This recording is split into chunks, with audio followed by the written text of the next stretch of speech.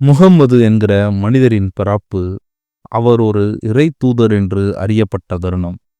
இந்த இரண்டுமே அரேபியர்களின் சரித்திரத்தில் மிக முக்கியமான அம்சங்கள். ஒரு மனிதரின் பிறப்பே எப்படி முக்கிய தருணமாகும் என்கிற கேள்வி எழலாம். மற்ற இறை தூதர்களை பற்றிய தகவல்களுக்கு நாம் புராண கதைகளையே ஆதாரங்களாக கொள்ள வேண்டியிருக்கிற நிலையில், இவர் ஒருவரை குறித்த விவரங்களை மட்டும்தான் கதைகளிலிருந்து அல்லாமல் சரித்திரத்தின் பக்கங்களிலிருந்தே நாம் பெற முடிகிறது. காலத்தால் நமக்கு மிகவும் நெருக்கமானவர் என்பது மட்டுமே இதற்கு காரணமல்ல.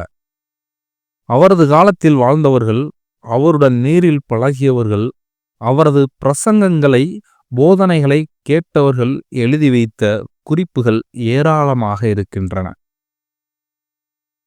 முகமது குறித்த ஒவ்வொரு தகவலும் பல்வேறு நிலைகளில் சரிபார்க்கப்பட்டு, ஒப்பு நோக்கப்பட்டு, அவருடன் நேரடியாக பழகியவர்கள் விவரித்துள்ளவற்றுடன் பொருந்தினால் மட்டுமே அது அச்சு ஏறின. இதனால் முகமது குறித்த விவரங்களின் நம்பகத்தன்மை பற்றிய அத்தனை கேள்விகளும் அடிபட்டு போய்விடுகின்றன. ஆதாரம் இல்லாத ஒரு குட்டிக்கதை, கதையின் ஒரு வரி, ஒரு சொல் கூட கிடையாது. இதன் அடிப்படையில் நான் இப்படி ஒரு முடிவுக்கு வரவேண்டியிருக்கிறது. முகம்மது பிறக்கும் முன்னரே அவரது தந்தை இறந்துவிட்டார். பிறந்த சில காலத்துக்குள்ளாகவே தாயையும் இழந்தவர் அவர். ஏழை வியாபாரியான அபுதாலிப் என்கிற தமது பெரியப்பாவின் அரவணைப்பில்தான் அவர் வளர்ந்தார். இந்த பின்னணியை ஒரு காரணமாக கருதிவிட முடியாது என்றாலும், மிக இளம் வயதிலேயே கேளிக்கைகளையும் விளையாட்டு பேச்சுகளையும் அறவே தவிர்க்கக்கூடியவராக இருந்திருக்கிறார். இளம் வயதென்றால் 10-12 வயதுகளிலேயே. அபுதாலிப்பால் முகமதுவுக்கு சரியான பள்ளிப்படிப்பை தர இயலவில்லை. அவரது ஏழ்மை அதற்கு பெரும் தடையாக இருந்தது. அன்றைய தினம் அரேபியாவின் பெரும்பான்மை மக்களின் நிலைமை இதுதான். வளமை என்பது மிகச் சிலருக்கே உரிய விஷயமாக இருந்திருக்கிறது. கல்வியும் அத்தகையவர்களுக்கே உரித்தானதாக இருந்திருக்கிறது. படிப்பில் ஈடுபடாத அரபு குழந்தைகள் இளம் வயதிலேயே முரட்டு விளையாட்டுகளில் ஈடுபடுவதும் வாலிப வயதில் வாளேந்துவதுமாக சர்வ சாதாரணமாக இருந்திருக்கிறது. முகம்மதுவின் வயதிலிருந்த அத்தனை பிள்ளைகளும் வீதியில் ஆடிப்பாடி அடித்து பிடித்து விளையாடி கொண்டிருந்த காலத்தில், முகம்மது மட்டும் தனியே எதையோ சிந்தித்தபடி அமர்ந்திருப்பவராக இருந்திருக்கிறார். அதை பார்த்து கேலி செய்யும் பிள்ளைகளிடம், பிறவி எடுத்ததன் நோக்கம் இந்த கேளிக்கைகளில் இருப்பதாக நான் கருதவில்லை என்று சொல்லக்கூடியவராக இருந்திருக்கிறார். அவரது தனிமை விரும்பும் சுபாவத்தையும் எப்போதும் சிந்தித்தபடி இருக்கும் இயல்பையும் மிகச்சிறிய வயதிலிருந்தே மற்றவர்கள் கவனித்து வந்திருந்தாலும், அதை ஆன்மீகத்துடன் தொடர்புபடுத்தி அப்போதே யாரும் யோசித்ததில்லை. அன்றைய அரேபியர்களின் இயல்புக்கு சற்றும் நெருக்கமில்லாதது அது. அவர்கள் பக்திமான்களாகத்தான் இருந்திருக்கிறார்கள். இப்ராஹிம், ஆபிரகாம் நபி கட்டுவித்த காபா என்கிற பல நூற்றாண்டுகள் புராதனமான வணக்க ஸ்தலத்தை பயபக்தியுடன் வலம் வந்து வணங்குபவர்களாகத்தான் இருந்திருக்கிறார்கள். எங்கெங்கிருந்தோ 360 இறை உருவங்களை எடுத்து வந்து அங்கே பிரதிஷ்டை செய்து தினமொரு கடவுளை பிரார்த்திப்பவர்களாகவும் இருந்திருக்கிறார்கள். ஆனால் இந்த பக்தி பாதை முகம்மதுவின் ஆன்மீக பாதைக்கு சற்றும் சம்பந்தமில்லாததாக இருந்தது. துளியும் படிப்பறிவில்லாதவராக இருந்த முகம்மது தமக்குள் ஒடுங்கி அதன் மூலம் பெற்றிருந்த ஆன்மீக தேர்ச்சியை அநேகமாக யாராலுமே உணர இயலவில்லை. ஆனால் அவர் மீது அனைவருக்குமே ஒரு மரியாதை இருந்தது. பண்பான இளைஞர், பக்திமிக்க இளைஞர் என்கிற அளவில் ஏற்பட்டிருந்த மரியாதை, ஏழைகளுக்கு வலிந்து போய் உதவக்கூடியவராக இருக்கும் இளைஞர் என்பதால் உண்டாகியிருந்த மரியாதை, தாம் ஒரு இறைத்தூதர் என்பதை அவர் அறிவதற்கெல்லாம் பல்லாண்டுகளுக்கு முன்பே உருவாகியிருந்த மரியாதை அது. என்ன வித்தியாசம் என்றால், அரேபியர்களிடம் அன்று பக்தி உண்டே தவிர ஆன்மீகம் என்பது அவர்களுக்கு அந்நியமானதொன்று. தமது குழு சண்டைகளுக்கும் இனப்போர்களுக்கும் கடவுளர்களை துணை நிற்கச் சொல்லி வேண்டுவார்களே தவிர உள்ளார்ந்த அன்பை விதைத்து சகோதரத்துவம் பயிரிடும் உத்தேசம் யாருக்கும் கிடையாது. இந்த காரணத்தினால்தான் அரேபியர்களிடையே சுலபமாக கிறிஸ்துவம் ஊடுருவ முடிந்தது. இதே காரணத்தினால்தான் யூதர்களுக்கும் கிறிஸ்துவர்களுக்கும் அடுத்தபடியாகவே அவர்கள் பொருட்படுத்தப்பட்டார்கள். இதனாலேயேதான் காட்டரபிகள் என்று அவர்கள் அன்று வர்ணிக்கப்பட்டார்கள். இப்படிப்பட்டதொரு இனத்தில்தான் முகமது பிறக்கிறார். ஒன்றல்ல, இரண்டல்ல, 360 கடவுள்களை சிலைகளாக செய்து வைத்து வணங்கும் இனம். உழைத்து சாப்பிட்டு சந்ததி பெருக்கி மாண்டு போய் கொண்டிருந்த இனம். பெண்கள் படைக்கப்பட்டதே சந்ததி பெருக்குவதற்காகத்தான் என்று உறுதிபட நம்பியதோர் இனம். ஏராளமான மூட நம்பிக்கைகளுடன் முட்டி மோதி கொண்டிருந்த இனம். படிப்பறிவில்லாத இனம், முரட்டு இனம், யுத்த வெறி பிடித்த இனம், தமது வெறுமை என்னவென்றே உணராமல் காலம் காலமாக வீணடித்து விட்ட இனம். ஒரு சம்பவம் நடந்தது. கடும் மழை, பெரிய வெள்ளம். மெக்கா நகரின் மத்தியில் இருந்த காபா ஆலயத்தின் புராதனமான சுவர்கள் வெள்ளத்தில் இடிந்து விழுந்து விட்டன. ஏற்கனவே மிகவும் பழுதாயிருந்த ஆலயம் அது. இடித்துவிட்டு புதுப்பிக்கலாம் என்று நினைத்த அரேபியர்களுக்கு கொஞ்சம் பயம் இருந்தது. இறைவனின் ஆலயத்தை இடிப்பதன் மூலம் ஏதாவது அபவாதம் நெருங்குமோ என்ற பயம். ஆனால் அந்த வெள்ளத்தில் ஆலயத்தின் சுவர்கள் தாமாகவே இடிந்ததில் மிகவும் நிம்மதியடைந்தார்கள்.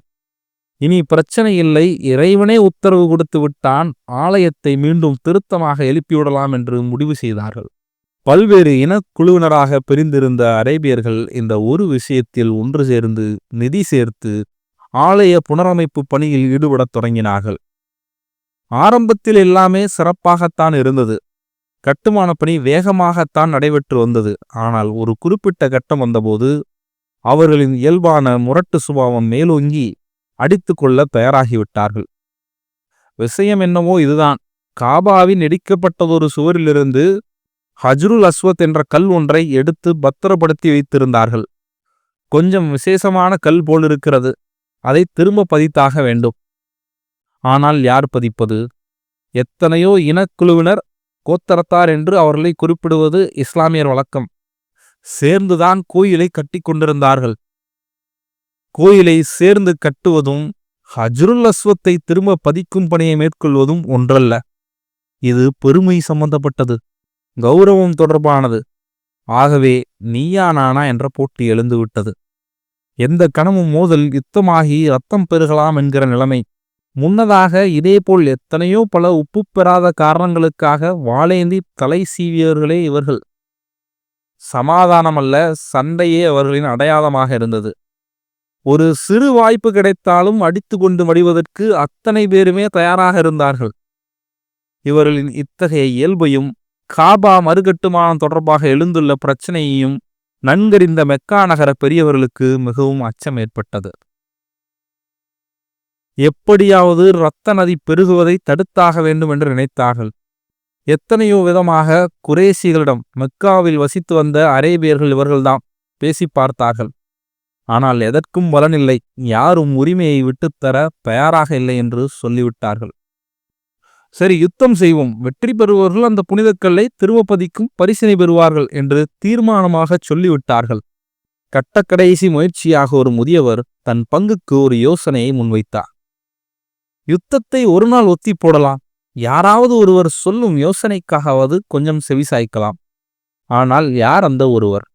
அன்றைய பொழுது மறைந்து மறுநாள் காலை விடியும் போது யார் முதலில் காபாவுக்குள் வணங்குவதற்காக செல்கிறாரோ அவர்தான்.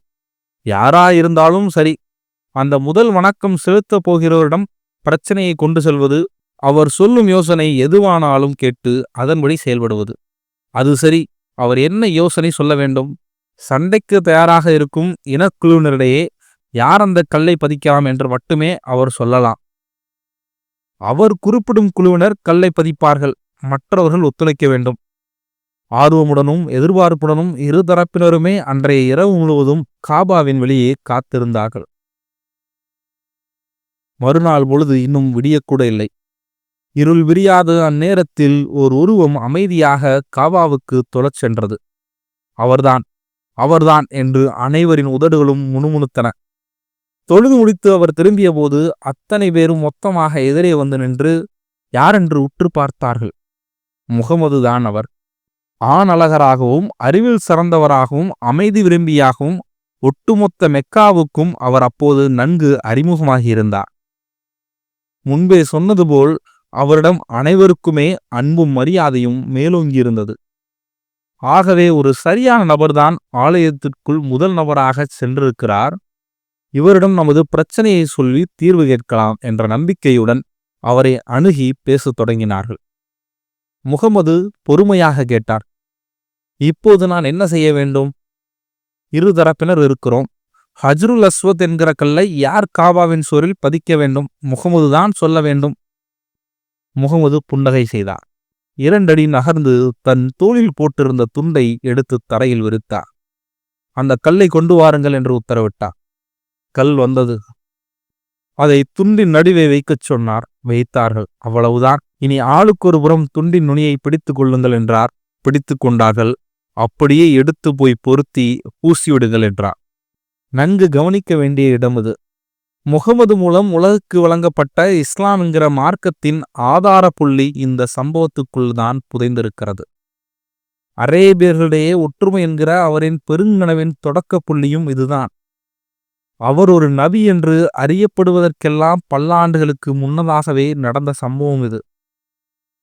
40, 400 அல்ல 4000 துண்டுகளாக சிதறிக் கிடந்த அரேபியர்களை ஒரு மேல் துண்டின் 4 முனைகளை ஒற்றுமையுடன் பிடிக்க வைத்ததன் மூலம் மாபெரும் யுத்தம் ஒன்றை தவிர்த்தாரே, அதுதான் ஆரம்பம்.